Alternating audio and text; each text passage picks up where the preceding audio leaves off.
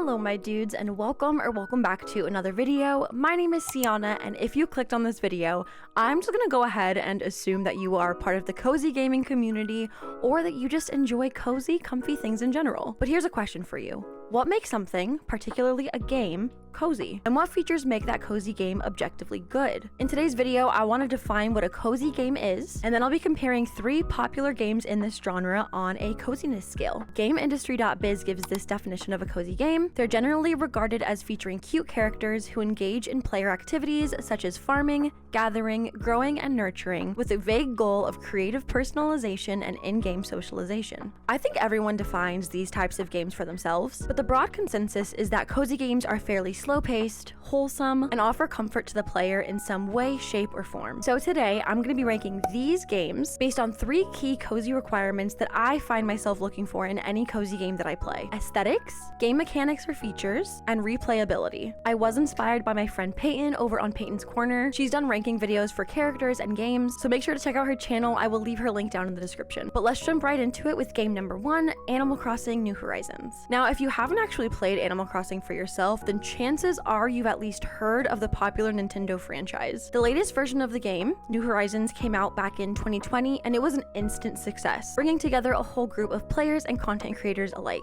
I'm not gonna say that Animal Crossing is one of the quintessential cozy games, but like, it is. I'm not biased or anything. Like, don't look at my username. Don't look at my username. I'm gonna be using a 1 to 5 rating scale when I'm rating these games. 1 being bad or having no cozy vibes at all, and 5 being just the highest, most cozy score. The first category is aesthetics. For me and for so many others, the aesthetics really sets the whole entire tone for the game. Like, if a game's description said that it was gonna be a comfy little cottagecore simulator game, but the landscape was full of like bright, blinding colors and loud, aggressive sounds, I probably wouldn't be very interested in that. Animal Crossing: New Horizons, though, does not have that problem. New Horizons follows the seasons in real time, and by changing the date on your Switch, or time traveling as seasoned players will refer to it as, you can choose what day, month, and therefore season you want to play in. Do you like the relaxing tropical summer atmosphere with blooming flowers, gardening duties, and soft ocean waves? Then Animal Crossing in mid-June or July would be perfect for you. Or like me, do you prefer the warmer, softer color tones, mushroom overgrowth, and pattering rainfall that the autumn brings? Playing in mid-November is definitely the right time for those vibes. No matter what season you play in though, Animal Crossing: New Horizons has some of the most relaxing views, calming background music, and gameplay sounds, which is why for aesthetics, I'd give it a solid 4 out of 5 on the coziness scale.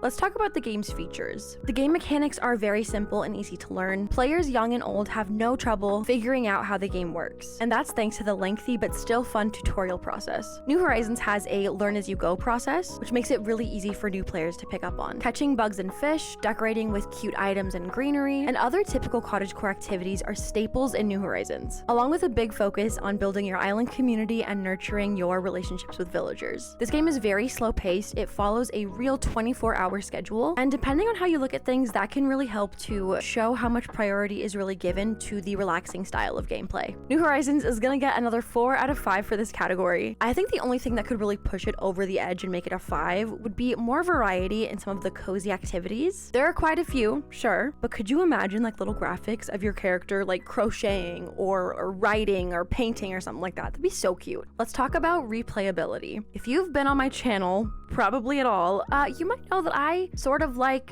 restarting my Animal Crossing islands. I reset them a lot.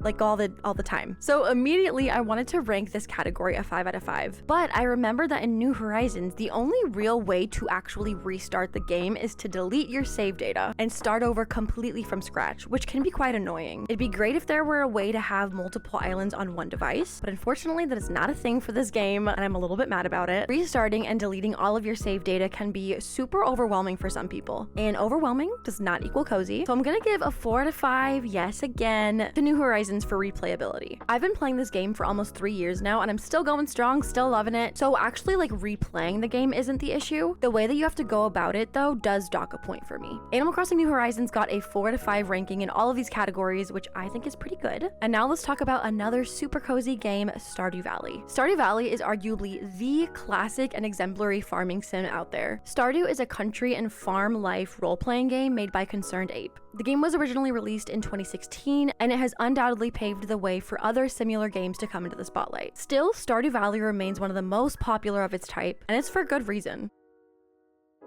Stardew Valley's 16-bit pixel art feels cute, unique, and fitting for the overall vibe of the game. Like New Horizons, Stardew Valley also follows a seasonal schedule, but as it isn't based on real-life time, the seasons come and go much quicker. I personally love this, especially in the hot, more vibrant months. I get sick of the weather and lighting very quickly, so being able to rotate through the seasons in Stardew Valley is such a blessing. The map on this game is also pretty big. You live in Pelican Town after moving there to take over your grandfather's abandoned farm. Everything on the map, from the dense forest to the more populated town square, is quaint and cohesive. There are lots of browns and other neutral shades in the valley, so you're met with comfort and warmth wherever you go. I honestly can't think of anything else that I would add to Stardew's style to make it more cozy, so I'm gonna give it a 5 out of 5 for this. Go Stardew! Now, talking about features, Stardew Valley obviously places a huge amount of emphasis on the farming mechanics. Planting, fertilizing, and growing crops, taking care of the various animals you can keep on your farm, and selling or giving your produce away are huge selling points of the game. However, there's also a big focus on community. The town comes together at least once a season for events. Refurbishing the community center is a task that the game includes, and forming friendships or romantic relationships with the NPCs is an absolute must while you're playing. You can eventually get married and raise kids in your farmhouse, which is such a cute addition to this game that New Horizons doesn't have. You can fish, forage, and decorate.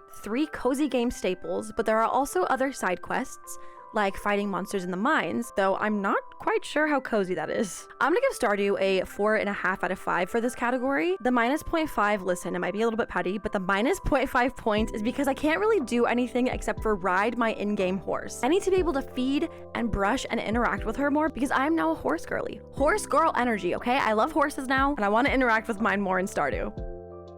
It honestly feels like there are an endless number of tasks that you can do in Stardew Valley. According to a Reddit post that I found, there are 62 non-skippable quests in the main storyline of the game. And there are additional quests you're asked to complete that are optional and aren't necessary for story completion. If you progress far enough, you can travel to places outside of the town. For example, you could take the bus to Calico Desert, or you could find yourself at Ginger Island. Additionally, every villager has different friendship or heart events that you can experience depending on how often you interact with them.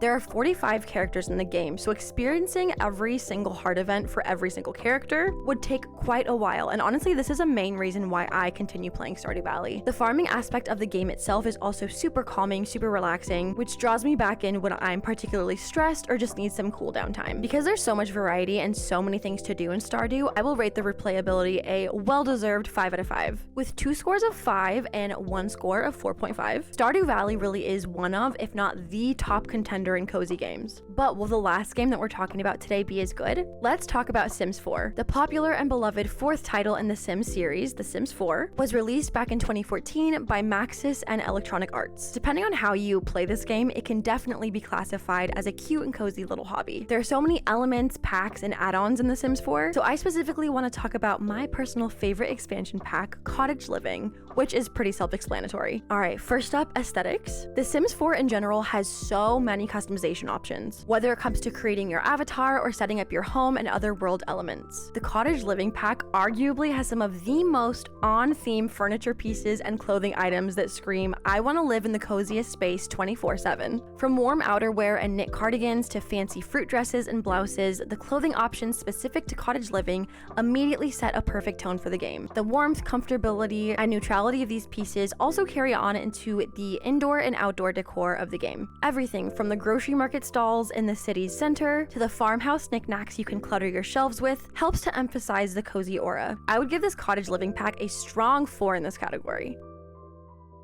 As made obvious by the name, The Sims is a life simulation game where you can navigate real-world activities such as working a job, making friends, managing a household and family, and more. The Cottage Living pack gives additional tasks you can tackle, like caring for barn animals and selling your homegrown produce. This pack also puts emphasis on giving Sims cozy hobbies such as cross-stitching, and while I don't typically like watching my Sims do tedious tasks, This one is actually super cute. Getting to interact with in-game items like petting your pet cow or going on an impromptu picnic makes the pack feel full and worthwhile since you get so many new additions with this pack. I like playing The Sims 4 in general, but owning and being able to play with this expansion feels like a complete game changer. I'll give the features part a solid 4.5 out of 5. I think the only thing that could actually bump up the score would be more updates to this pack, giving us access to even more items and tasks that relate to the cottagecore lifestyle. Now, I'll be completely honest, I actually have not played this pack as much as I should. When I do boot up The Sims and create or resume a file where I'm maintaining a more easygoing cottagecore sim life, I have such a good time. This pack obviously embraces slow living and a more relaxed style of play, which definitely does draw me in. However, I find myself most interested in the creative sim portion of the game rather than the actual cottage living story itself. But to be fair, I am just such a sucker for character customization in any game. So aside from dressing my Sims in cute bandanas and chunky sweaters, I haven't actually played a ton from this pack. The Sims 4 in general though has a really good replayability rate since you can continuously make new Sims, families, storylines, etc, etc. But for the cottage living pack itself, I'll go ahead and give it a 3.5 out of 5. Again, I really do love this pack. I just don't find myself itching to play it as much as the other games that we've mentioned. Well, we went over and we scored 3 of the most popular games in the cozy genre. And out of Animal Crossing New Horizons, Stardew Valley, and The Sims 4 Cottage Living, Stardew received the highest number of points on the cozy scale. Does that mean that Stardew Valley is the it game of its kind? Or are there other maybe less popular and heard of games in this class that are cozier? Of course, my ranking is just my opinion based on the categories that we reviewed today, so let me know if you agree with them or if you would rank these games any differently. If you do have some underrated cozy games you want to see ranked, feel free to drop them in the comments. I actually really enjoyed doing this style of video, and I would love to do it again with some underrated cozy games. Thank you so much for watching. If you did enjoy the video, make sure to give it a like and subscribe if you have not already. I will see you very, very soon in the next one. Until then, stay safe and take care. Bye!